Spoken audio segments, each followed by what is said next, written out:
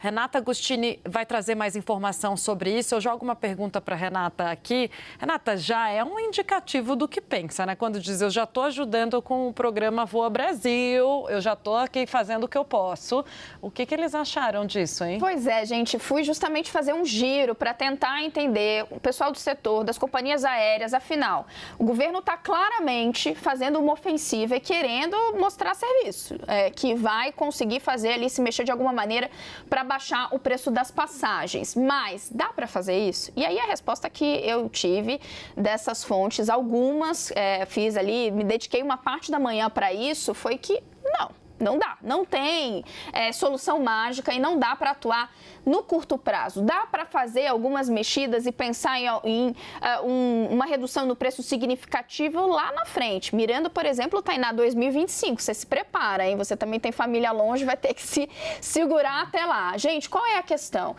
Vamos já trazer, inclusive, o NACA, gente, porque o NACA tem informação, ele apurou também sobre bastidores dessa reunião e está super por dentro do que acontece. Vou colocar aqui um pouquinho, já chamo o NACA para conversa. O que o setor está dizendo? Olha, primeira leitura que me foi feita. Há uma tentativa do governo de entregar uma promessa de campanha de Lula. Lula, lá, quando estava disputando com o Bolsonaro, fez um aceno dizendo que, olha, os preços das passagens estão altas, nós vamos nos movimentar para que haja uma redução. Está chegando no final do primeiro ano de governo e aí o governo precisa dizer que está tentando fazer alguma coisa. Nem que seja essa movimentação política. Por quê? O preço do querosene de aviação, gente, que é o combustível das aeronaves, ele deu uma reduzida nesse ano e, segundo o setor, o preço, em médio, também caiu um pouco. Então, você não conseguiria identificar ali uma grande distorção. Além disso, você tem a questão do alto patamar do dólar, o câmbio está alto, pressionando essas passagens.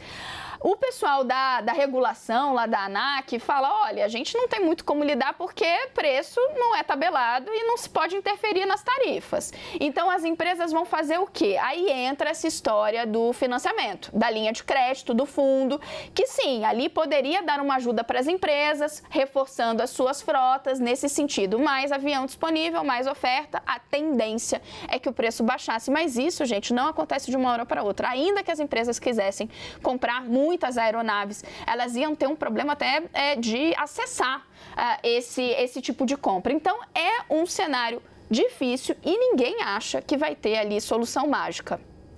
Tainá e NACA, jogo para vocês. Fernando Nakagawa, ontem a gente conversava com o NACA aqui, coloquei o NACA para me responder diretamente, ele falou, não vejo nenhuma solução saindo dessa reunião, nenhuma solução mágica, né, que é o que a Renata está explicando, por que é difícil chegar em um retorno a curto prazo. Agora, o NACA, também foi conversar com integrantes do setor aéreo para entender a recepção desses executivos da reunião de ontem. Eu quero saber se sua apuração está na linha com a da Renata.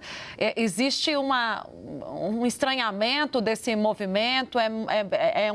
Uma visão muito mais de que há um movimento político, NACA, em relação a esse assunto ter surgido novamente? Porque vamos lembrar, NACA, lá atrás, sim, houve a promessa do presidente Lula, houve o movimento de Márcio França, até antecipado, levou puxão de orelha do presidente da República com o Voa Brasil. No meio do caminho, a troca dos ministros e agora, novamente, o assunto vindo à pauta.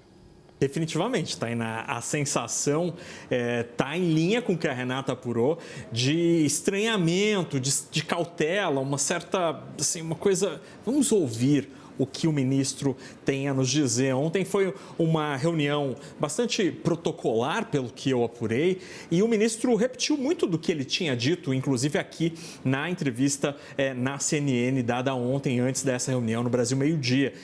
Um desejo do governo, um desejo político de termos uma situação melhor para o consumidor, com preços menores. O governo está muito incomodado com a alta de preços. O setor aéreo tem uma lista lista de explicações e argumentos que foram apresentados ali, ainda que muito brevemente, para o ministro sobre as razões desse aumento. O combustível é um assunto importante? É um assunto importante, mas ele não explica tudo. Então, por isso, a queda dos valores não gera necessariamente redução das passagens. Hoje, como a Renata mencionou, não tem oferta de aviões, por exemplo, e muitas dessas frotas foram reduzidas durante a pandemia. Este é um gargalo e é por isso que o preço da aviação civil, a aviação de linha, subiu em todo o planeta. Não é um problema apenas do Brasil.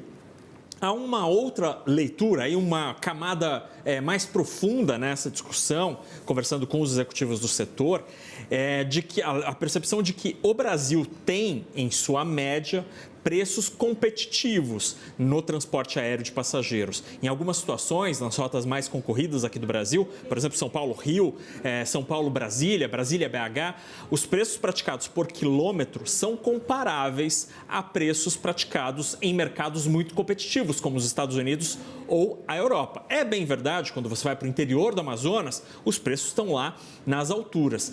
E aí um outro aspecto importante que os executivos do setor batem muito nessa tecla é que na década dos anos ali 2010, quando o mercado aéreo brasileiro cresceu muito rapidamente, ele cresceu por dois motivos. O primeiro foi a concorrência. Era um período que a gente tinha muitas empresas. A Gol crescia muito, chegou a Azul, tínhamos a Avianca. Além disso, tinha renda.